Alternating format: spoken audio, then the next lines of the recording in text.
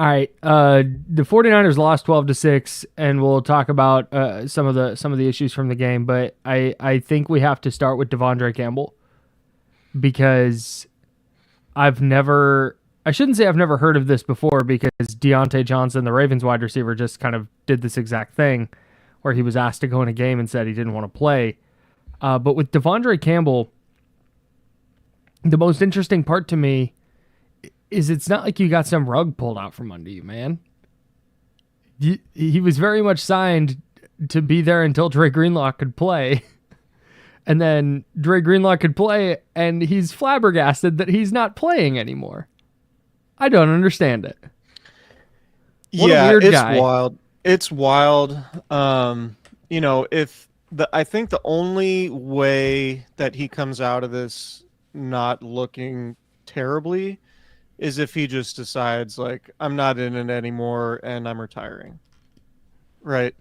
Like, because there's no way, to your point, there is no way that you can be a professional football player as experienced as he is and not see this coming. Like, the entire reason the 49ers signed him was because they needed to fill the void left by Dre Greenlaw's injury. And it's been very clear throughout the entire time that once Greenlaw was back, that Campbell was no longer going to be in the starting lineup, or at least be, one of their top two linebackers. So, yeah, I mean, without knowing anything else, it at best, it's just unprofessional. And at best, at worst, he quit on the team in, it was a must-win game.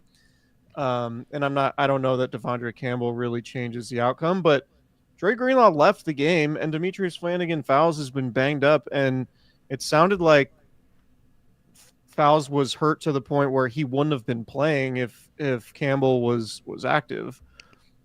So you're putting all of your teammates in a terrible spot.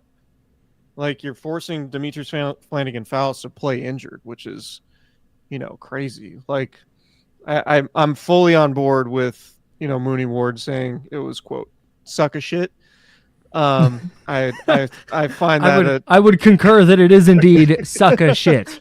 I would agree with that sentiment about it being suck a shit.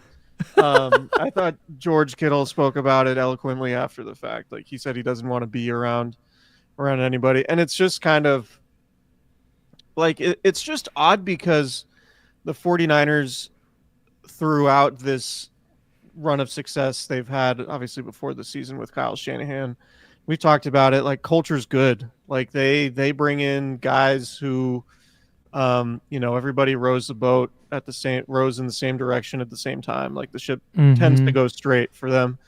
And you don't really have malcontents.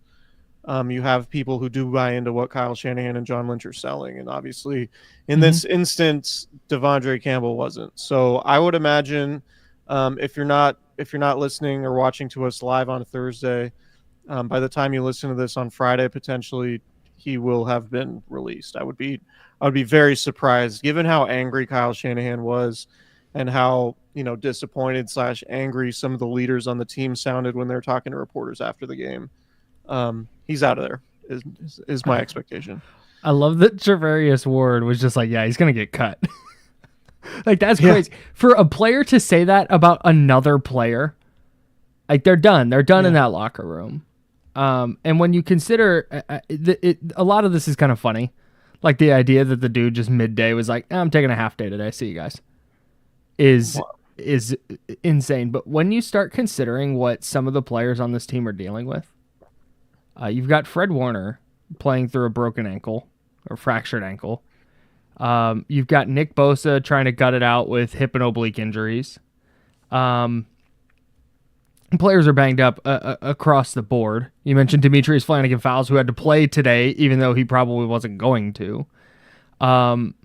You have Trent Williams, who's going through what he's going through personally. You have Travarius Ward going through what he's going through personally. You had Ricky Pearsall get shot, and I'm not the first person to make this point. But you have all of those guys dealing with those things and doing everything they can to be there for their teammates, to be there for their team, what they signed up to do. and this guy's pissed off because he didn't get to start over the player the player who was out is the only reason he's on the team. Like, of course you're not going to start once that player gets back. What are you talking about? And all this stuff, like, none of this was new. Like, they knew earlier in the week. They knew for weeks that right, Trey Greenlaw was circling this game. So the fact that he suited up and took a roster spot, you know, like, it would be one thing if he just voiced his displeasure leading into the game and then they replaced him with a practice squad body, or, you know, you have Jalen Moore up or whatever. Like, not Jalen Moore. It's late. Jalen Graham. Jalen Graham. Thank you. They would have had him up. You know what I mean? Like that, but to do it like in the third quarter of the game is insane. Like, do it early in the week. Do it 2 weeks ago. Do it whenever, like literally any other time, but during the game is the time to do it. It says a lot about what the 49ers think about Devondre Campbell, that he went, if Dre Greenlaw starts, I'm not playing. And they went, okay, well, Dre Greenlaw's going to start. So it sucks, man. I'd be shocked. I'd be floored if he is back in the 49ers facility for anything other than locker clean out. And he probably did that today or tonight. I'd be shocked if he plays in the NFL again. That is not a player anybody's going to want on their team, especially given the circumstances. And again, the only way he comes out of this not looking terribly is if he's just like, I'm retiring. I've had enough. Body's been through enough. Whatever. Like, that's understandable, at least from where I sit. Right? You kind of, all right, these guys put their bodies through a lot. Like, being a pro football player is incredibly difficult. If he walks away, then that's understandable. But if he like walks off the field because he's upset about playing time, like, you're not gonna get another job, dude. Like, not only, like, you could just sit on the bench and collect 3 game checks and play a handful of special team snaps over the remainder of the season, be a professional, make, I don't know what his contract is, but I would imagine be a couple $100,000, right? To play 3 NFL games, like, to hang out on the sideline. Yeah. Play some special teams. Like, just do that. If you're pissed off, you can keep it to yourself and let the money roll in. And it's not like he's been awesome this year. Right. I mean, it's all silly. The Devondre Campbell era is over, and the way what I believe is going to be his career ends is going to be a major stain on what was a really, really strong career. So yeah, he made $39 million in career earnings. He had a really good career. He's a freaking all-pro. Yeah, he was an all-pro. He got a really nice second contract with the Packers. He made $16 million 1 year. Yeah. So.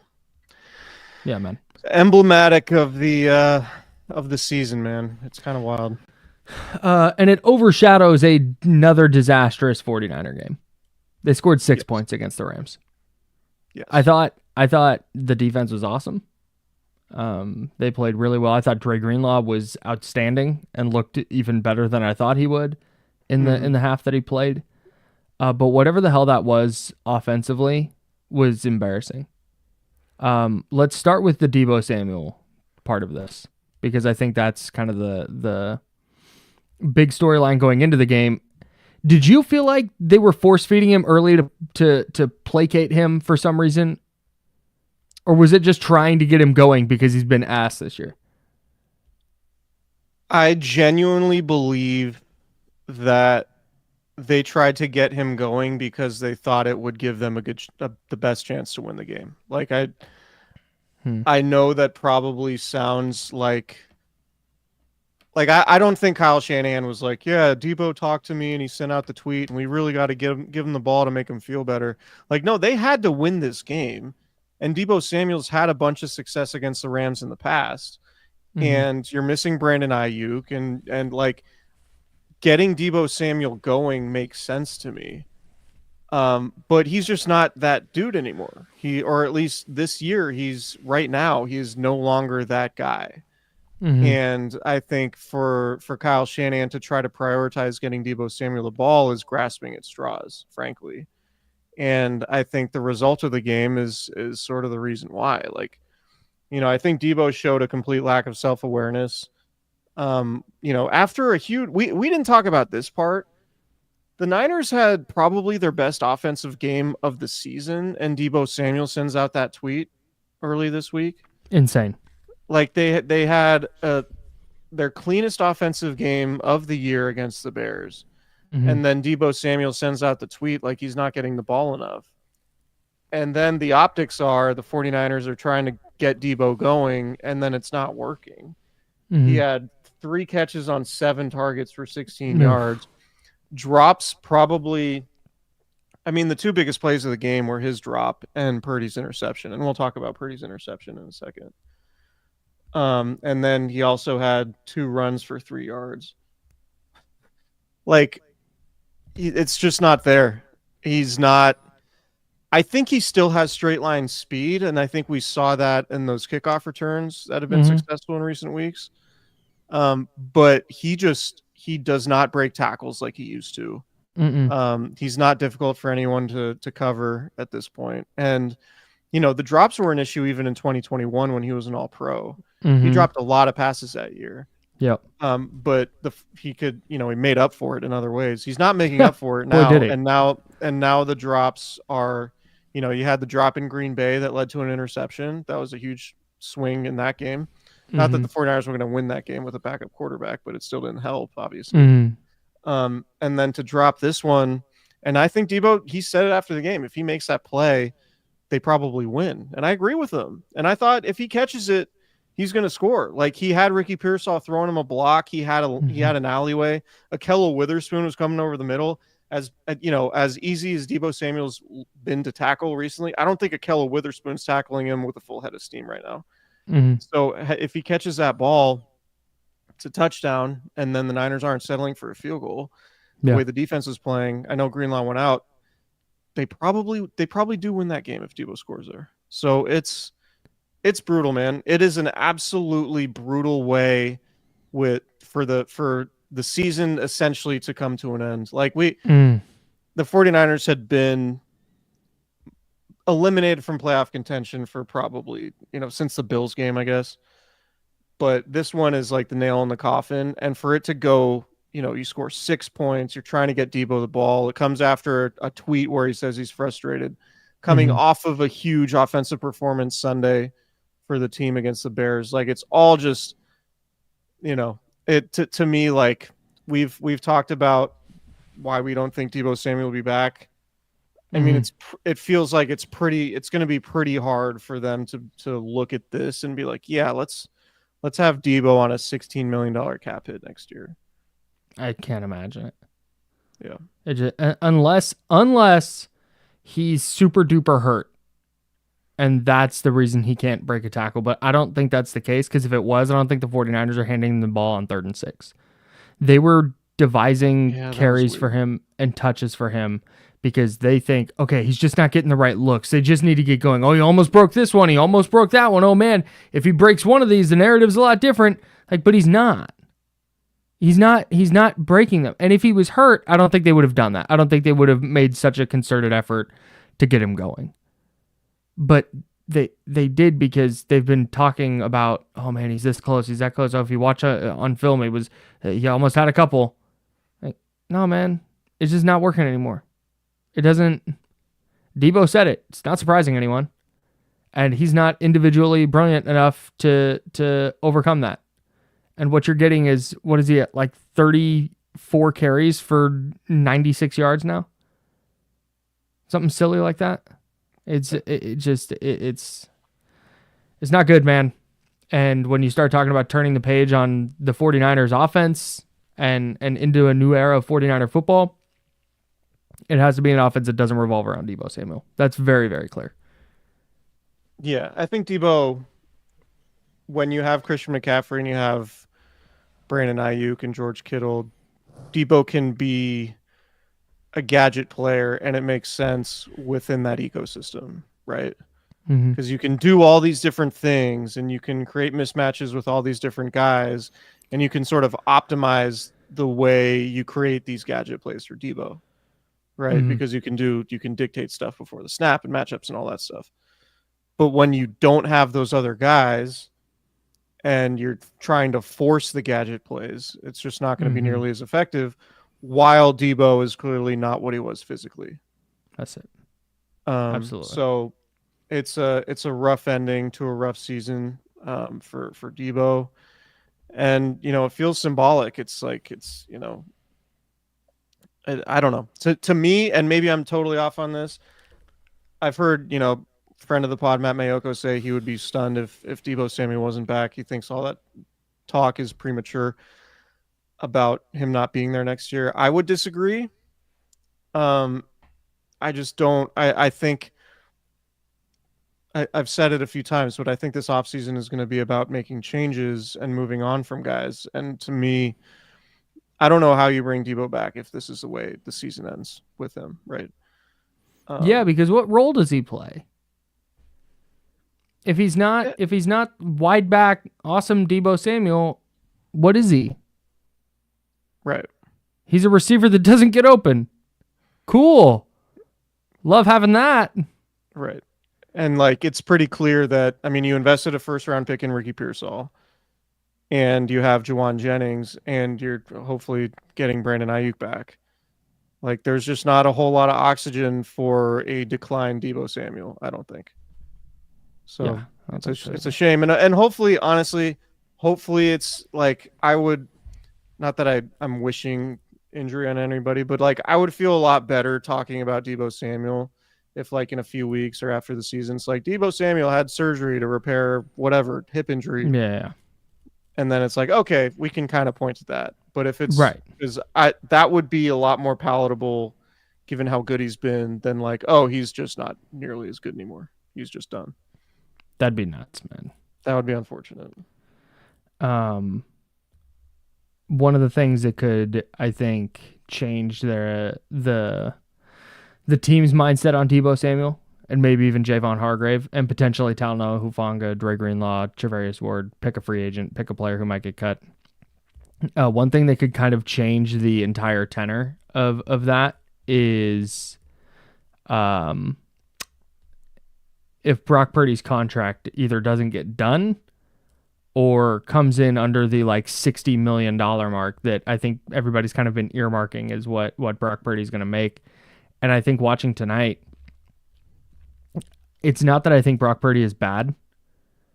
I just think for him to really thrive and be that like quarterback who can go win a Super Bowl, I think he needs to have a really, really high quality offensive infrastructure around him.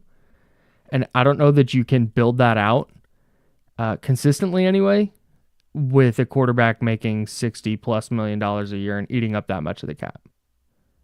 That's kind of where I'm at right now. Yeah, I'm in agreement. I like looking at what other quarterback contracts are. I think it makes a lot more sense for Purdy to be in that 45 to $50 million a year range. And like Mm-hmm. I do think like I would rather have Brock Purdy than Dak Prescott. And I understand that Dak Prescott makes $60 million. And maybe it's bias. But I just like every single time the Niners and Cowboys play, Purdy outplays him dramatically. And they've both been going against good defenses. They both have weapons. Like it's playoff games. Like and maybe I don't know. But like Dak Prescott signed a $240 million contract. He makes $60 million a year on average. Trevor Lawrence makes 55. Jordan Love makes 55. Joe Burrow makes 55. If you told me that Brock Purdy got 5 years and 250, I would probably be okay with that. But I don't think the 49ers would be smart to give him a top tippy top of the market deal. Just because we've seen it like if you're paying your quarterback, if you're making your quarterback the highest paid guy in the NFL, he needs to be the rising tide that lifts all boats. He needs like, oh, you're missing receivers. Oh, you're missing a running back. Oh, your offensive line stinks. Like, it's okay. We have the quarterback play to make up for it. And we've seen that Brock Purdy can play at a really high level when he does have all of his weapons and he can play at an MVP level. And I'm not trying to take any of that away from him. But it's clear in the relatively in the sample size we have with Brock Purdy as a starter, he has not excelled in less than ideal circumstances, and that includes elements. Frankly, Yeah, like dude, that's becoming an issue. We have multiple games now in inclement weather where Brock Purdy just hasn't been nearly as good. And maybe that, maybe that's small sample size theater, right? Like he's played in snow once. There was a rain in Cleveland a couple years ago or last year. Yeah, last year. There was a rain tonight. Like maybe that's just like he had bad games and it just happened to be bad weather. But it's, like that's something you have to factor. Go ahead. It's enough that it's a thing. You had the Packers playoff game last year, the Cleveland game. You had the Buffalo game this year. You had the Packers game this year. There was rain on Christmas last year, if I'm remembering that correctly. Yeah. Against the Ravens. I don't remember the weather being that big of a deal in that game. I could be wrong. But he's never played well in inclement weather. Yeah. Is the problem. That's becoming a real thing. Yeah, so this is the point. Michigan Muse in the YouTube chat, and shout out to everyone hanging with us in the live stream. Appreciate y'all. Michigan Muse says, what's the alternative if Brock won't take less than top dollar? I mean, you tell him you have the franchise tag, and you don't sign him. That's it. And ultimately, I do think Brock Purdy, like the 49ers have leverage from the standpoint of Brock Purdy's not a free agent, so he's under contract. They don't have to sign him. They have the franchise tag. And I do think Brock Purdy probably needs the 49ers and Kyle Shanahan more than the Niners need Brock Purdy. If he hit the open market, if the 49ers say, here's $50 million, and he says, no, thank you, and he plays out his contract, who's giving him $50 million? Well, the Niners would be on the franchise tag next year. No, I know, but in free agency. Right. In the open market?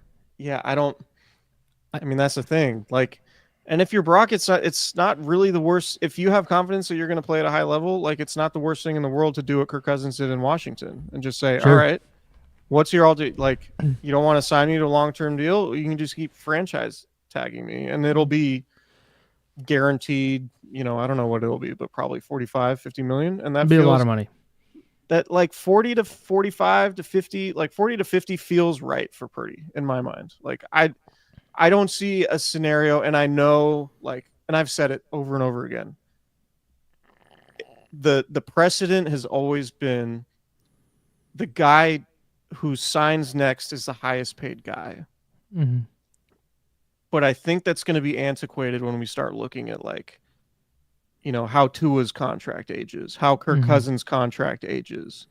Mm-hmm. I think teams, particularly like when you're talking about quarterbacks making $60 million, I don't think they're just going to be like, it's not 2017 giving Jimmy Garoppolo the biggest contract in NFL history just because he's the latest quarterback to sign a deal. I think there's enough history now to where these contracts can be damaging if they are too expensive and the quarterback's not worth it, that it's going to start coming back to the pack a little bit, and it's not going to be the latest guy to sign is the richest guy. Right. And so to that's so what I'm curious to know is like how does Purdy and his representation value himself? Is Purdy going to be like, nope, it's 60 a year and it's 100, it's 180 million fully guaranteed, and that's a starting point. And if they're stuck on that, then this might be a long, drawn out process. But if they're like, yeah, we don't really care, we want to maximize the team around us, and we want flexibility, and take care of us, and it's like it ends up being 4 for 160. I'm interested to see how self-aware he is. It seems like you hear him talk, he's always said, like, I don't care about, I just want to have the best team around me, all those platitudes and all of that. Armando in the chat says, fellas, we all know slight uniform tweak, striped socks, those John Taylor highlights come on. You're preaching to the choir, man. You are preaching to the choir. If the Niners announced before week 1 next year, I don't even know if they would announce this, but if they came out week 1 next year in striped socks, I would instantly add 2 wins to the win total on my expectations for this year. 2 minimum. They would announce that, by the way. That's 100% a thing that would get announced. They need to. The NFL going with like the solid colors or like solid white socks is a bad move, in my opinion. I think NFL uniforms peaked between like 1983 and 1997, which is evident at how successful all the throwback uniforms are. Yeah, many like of which have striped socks. Yeah, and they all look great. Yeah, there's so many teams that just need to go back. But anyways, you look up what a gross game. You look up the 94 throwbacks. They all have. Not all of them, but they had the striped socks when they were wearing, and now they wear like solid white. It's asinine. Yeah. Just a complete calamity. I can't believe Deebo did that fucking tweet and then had that game he had. I'm never gonna get over that. It's just emblematic of the season. Can we talk about Purdy's throw though? The interception. Which one? Oh my god. Well, it wasn't in the red zone because they didn't make it to the red zone tonight. Sorry, in the end zone. Yeah. Here's what a god awful decision. Yeah, and this is completely irrespective of the contract discussion. Yeah. It's the worst decision I can remember off the top of my head that Brock Purdy's made. And one of if not I know what you're saying. One of, if not like his biggest strengths, at least last year, maybe less so this year, but last year for sure, was his decision making. Like that was like why Kyle Shanahan loved him so much. He always went to the right place, and another reason why he was successful because he was super accurate. He had at least 2 check down options who seemed wide open instead of just hucking it to Juwan Jennings. Just a god-awful decision. You're in field goal range. You didn't need a touchdown? Not on that play. Like, I don't... there was a defender behind him and in front of him.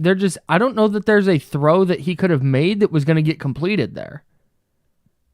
I get throwing one up for your guy and letting him go to make a play, but that's not the spot to do it, man.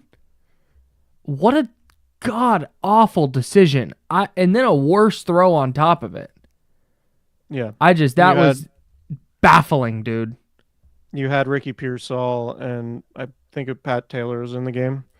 Yeah, whoever the running back was wide open for a first down. You had like 4 defensive backs over on the deep right corner of the field, and just the middle of the field and the flats were wide open.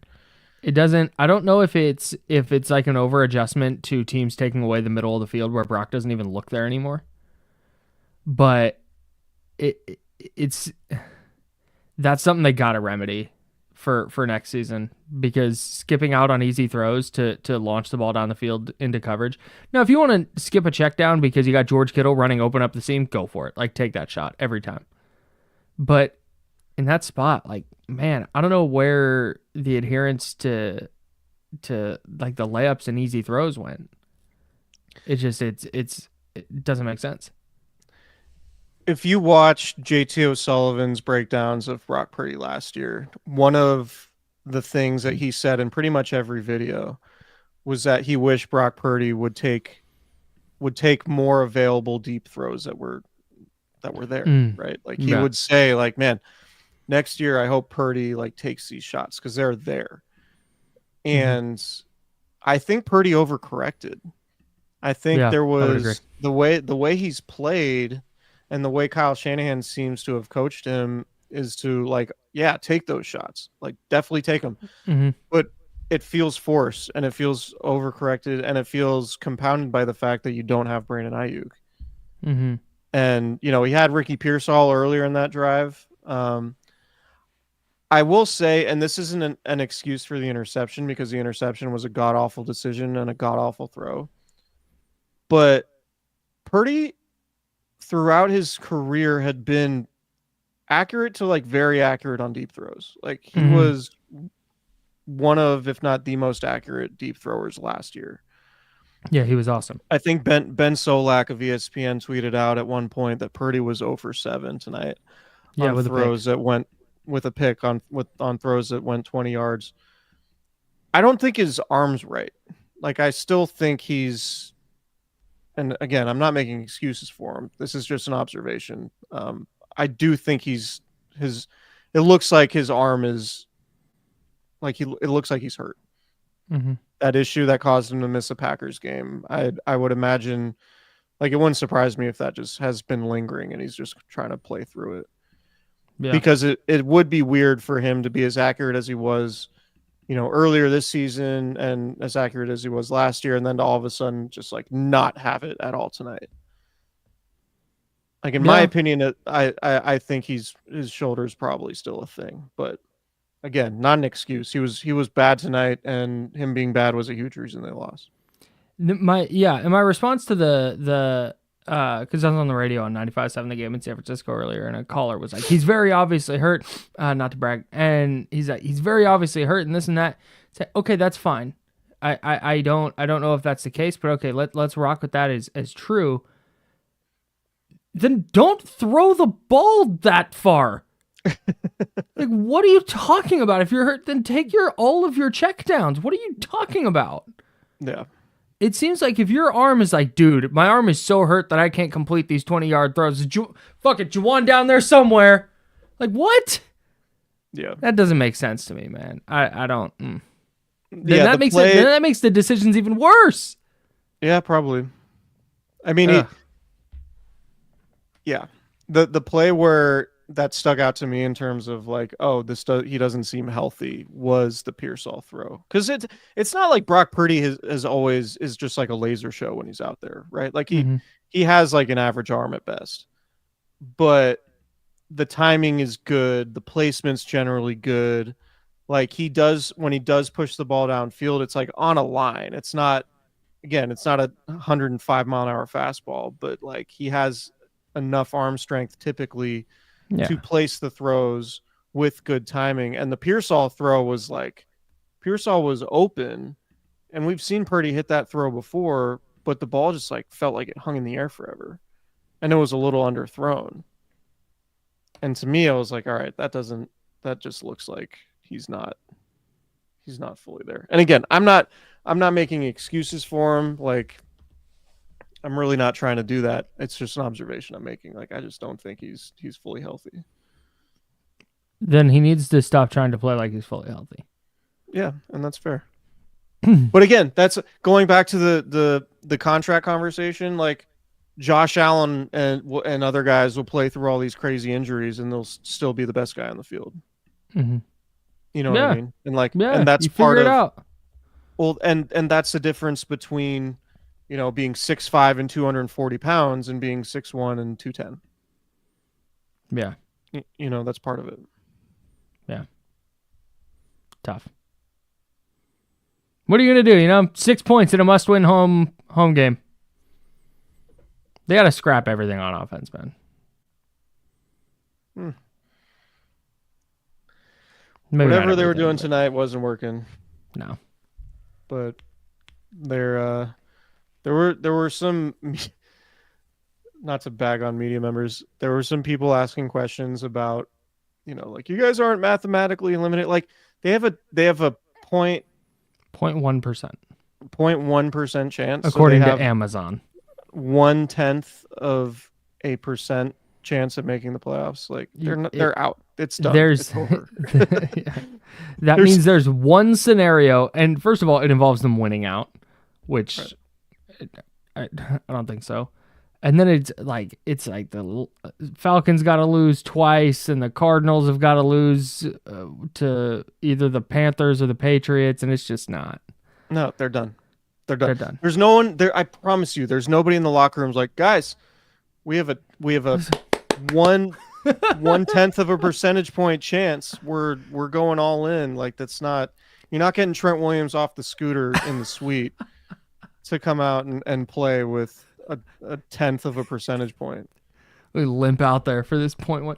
Yeah. And it's not even on them. Like, yeah, you can go try and win all your games, but it might also not matter. Right. Because you need all this other stuff to go your way. If they get to week 18 and it's winning in, then yeah, maybe. But no, the season's done. I don't think there was a route that they could have taken starting this week where a lot of the questions that they need to answer were going to be erased. Like, even if they had made the playoffs and won a playoff game, I don't think anything was going to change in terms of what they need to do in the offseason. Yeah. Yeah, that's fair. They need to get younger. They need to add depth. We'll have plenty of time to talk about all of that. But Deebo didn't do himself any favors for the future today.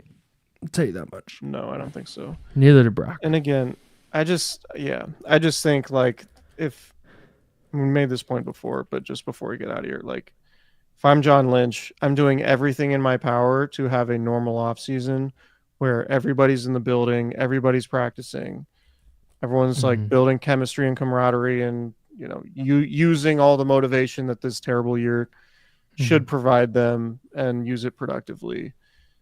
Because I think it's pretty clear when you have an off season where none of your best players are there and everyone has a contract dispute and guys are missing all this practice time, it does not portend to winning a Super Bowl. Yeah, it makes it a lot tougher, for sure. Last thing for me on the Devondre Campbell thing, you start talking about next year and a normal offseason and stuff.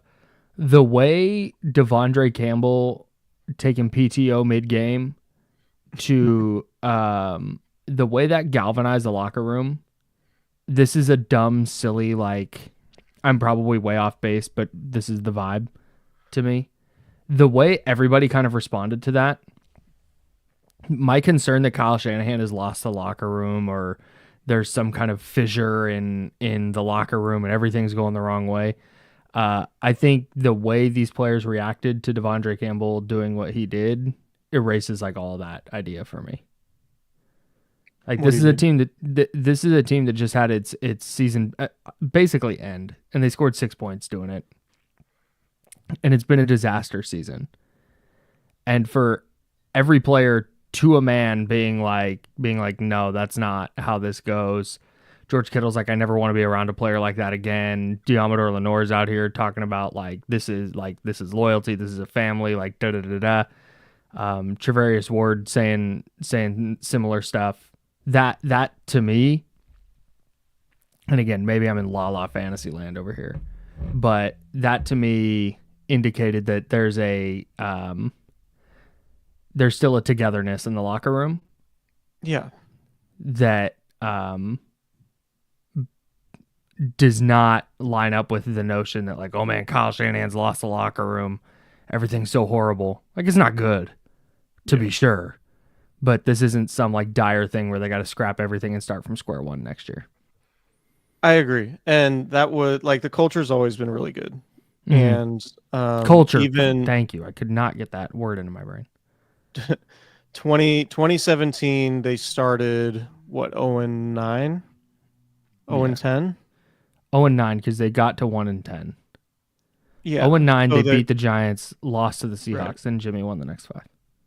So they, despite losing all those games, because I was covering the team at that point, it felt so much better from a culture and like overall happiness perspective that season, despite them being 0-9, than it did the previous season under Chip Kelly.